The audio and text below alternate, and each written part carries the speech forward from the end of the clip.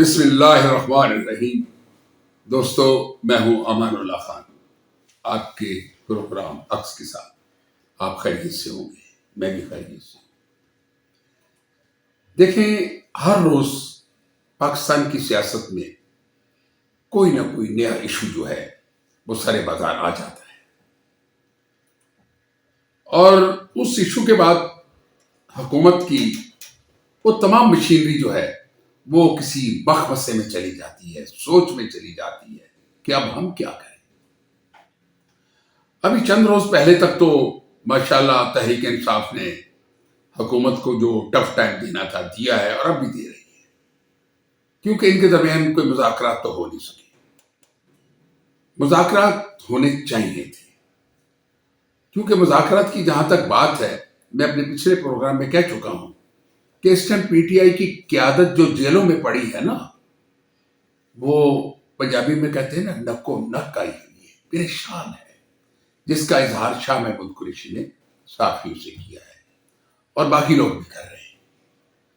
لیکن بانی تحریک جو ہیں وہ کسی کی سننے کے لیے تیار نہیں ہے، اور نہ وہ سنیں گے، کیونکہ وہ ایک ضدی آدمی ہے۔ وہ جس دن پیدا ہوا تھا اس دن بھی ضدی تھا، اور جب کرکٹ کا کپتان بنا اس کے بعد تو بہت بڑا ضدی ہو گیا، اور جب سیاست میں آیا ہے تو اس نے سیاست کے تمام رموز جو تھے، جنہیں سیاسی طور پہ لوگ اپنے گلے کا ہار بناتے تھے، وہ اتار کے پھینک دیے۔ خان صاحب نے سیاست میں بدتمیزی اور بڑوں کی عزت کو پامال کرنا اور کسی کی بات نہ ماننا، یہ آنے والی نسل کو سکھا دیا ہے۔ دیکھیں، یہ باتیں تو اپنی جگہ پہ ہیں، لیکن آج ایک نیا ایشو سامنے آیا ہے۔ حکومت نے 24 سے 27 تاریخ تک کے جو معاملات تھے انہیں جس انداز میں نپٹایا ہے، اور پی ٹی آئی کی طرف سے کوئی کہتا تھا کہ 11 لاشیں گر گئی ہیں، کسی نے کہا کتنی لاشیں گر گئی ہیں، وہ کسی نے 700 کہہ دیا، کسی نے 1100 کہہ دیا، لیکن اب تک کوئی ایسا سانحہ قوم کے سامنے پی ٹی آئی پیش نہیں کر سکی۔ اب کیا ہوا؟ اب یہ ہوا ہے کہ مولانا فضل الرحمان صاحب جو حکومت کے اتحادی ہیں، آصف علی زرداری کے بھائی ہیں، اور بلاول کے تایا ہیں، بڑے رشتے ہیں ان کے آپس میں، اور کافی دنوں سے بلاول کی ملاقاتیں ہو رہی ہیں، حکومتی نمائندوں کی ملاقاتیں ہو رہی ہیں، جس میں ثناء اللہ صاحب ان کی ملاقات ہوئی ہے، اور بھی جتنے اکابرین ہیں وہ مولانا کے گھر جا کے ان کے چرنوں میں بیٹھتے ہیں، اور ان سے مدارس کے بل کی جو اتھارٹی ہے اس پہ بات کر رہے ہیں۔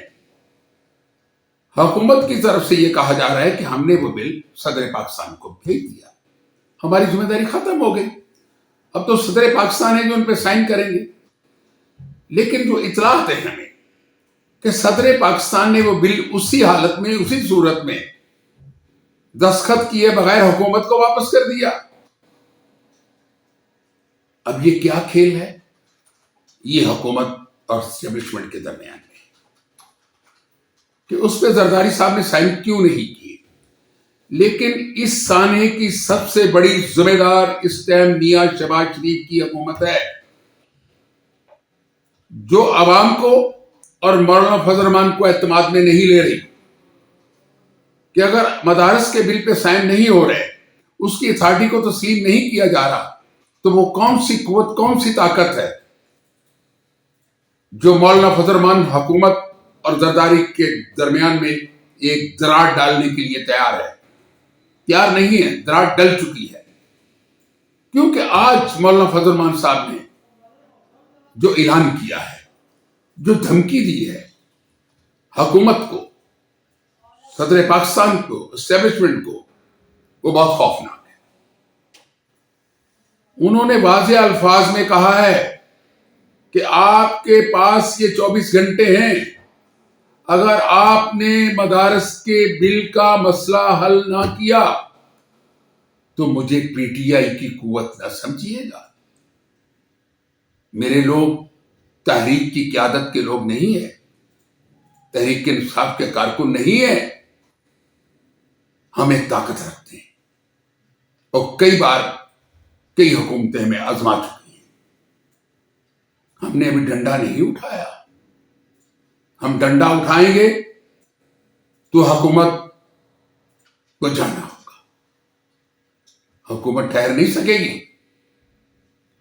لیکن ان کی دھمکی کے باوجود پچھلے 24 گھنٹے میں حکومت پاکستان کی طرف سے کوئی جواب نہیں. یعنی یہ سمجھ لیں کہ نمائندے جاتے رہے ہیں 2 دن پہلے تک، لیکن اب خاموشی آئی ہے. دیکھیں، آمدہ اطلاعات کے مطابق کہ اس میں سب سے بڑا جو رول ہے وہ اسٹیبلشمنٹ کا ہے. اب اسٹیبلشمنٹ مدارس کو قانونی حیثیت کیوں نہیں دینا چاہتی، کیا معاملات ہیں، یہ بہتر وہ جانتے ہیں. اس میں ایجنسیوں کا کیا رول ہے، افواج پاکستان کا کیا رول ہے، یہ وہ سب لوگ بہتر جانتے ہیں. لیکن ایک بات یاد رکھیں، مولانا فضل الرحمان صاحب اگر اس بار اسلام آباد کی طرف آئے تو آپ کے اداروں اور حکومت کی خیر نہیں ہوگی. وہ بڑے مضبوط انداز میں آ رہے ہیں. انہوں نے دھمکی دی ہے کہ ہم حکومت کا خاتمہ کریں گے اور اسٹیبلشمنٹ کو ایک سبق سکھائیں گے. اب یہ جو صورتحال موجودہ چل رہی ہے، اس میں کسی کا کوئی نقصان نہیں ہے، نہ مولانا فضل الرحمان صاحب کا، نہ زرداری کا، نہ شہباز کا، نہ اسٹیبلشمنٹ. اس میں عوام کس رہے ہیں؟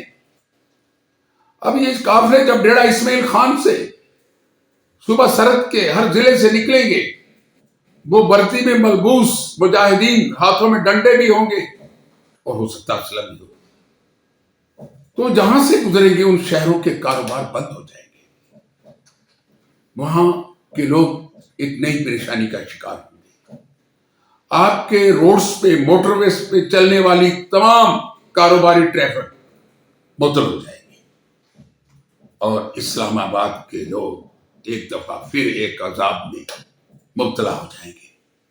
کیونکہ چند روز پہلے تو آپ کو پتا ہے کتنا بڑا عذاب تھا کہ پورے اسلام آباد کو کنٹینر کے ساتھ بھر دیا جاتا ہے، میتیں ٹھہر جاتی ہیں، ہسپتالوں میں جو لوگ مر جاتے ہیں انہیں دوائیاں نہیں ملتی. دیکھیں، بہت اسلام آباد کے حالات خراب ہوئے ہیں. اور اب مجھے لگ رہا ہے کہ جب یہ مجاہدین آئیں گے نا تو ان کے سامنے تو کنٹینر نہیں لگائے جائیں گے، وہ تو سیدھے ناک کی سیدھ میں اسلام آباد پہنچے گے. اب یہ ساری جو میرے تجزیے کا مجموعہ کلام ہے، اس میں یہ ہے کہ حکومت، ادارے، صدر پاکستان اور افواج پاکستان اس قوم کی تباہی کا کیوں سامان تیار کر رہے ہیں. یہ وہ سیاستدان ہیں کہ جنہیں آپ اپنے گھروں میں بلا کے بھی بات کر سکتے ہیں، صدر پاکستان ایوان صدر میں بلا سکتے ہیں، وزیر اعظم ہاؤس میں بلا سکتے ہیں. اور سب سے بڑی بات یہ ہے کہ یہ سب جتنے بھی قلندر ہیں حکومت کے، یہ تو مولانا صاحب کے گھر ویسے ہی بیٹھے رہتے ہیں. او بابا، اس مسئلے کو حل کرو، یہ مسئلہ گمبھیر ہو جائے گا. آپ نے ان کے لوگوں کو تو پکڑ دھکڑ کر کے جیل میں ڈال دیا ہے نا، ان کو آپ نہیں پکڑ سکیں. بہت مشکل ہے. اگلے 24 گھنٹے جو ہیں وہ حکومت، ایوان صدر اور اداروں کے لیے امتحان ہے، اور سب سے بڑا یہ قوم کا امتحان ہے. اس میں توجہ دیں. اسی کے ساتھ میں آپ سے اجازت چاہوں گا. خدا حافظ.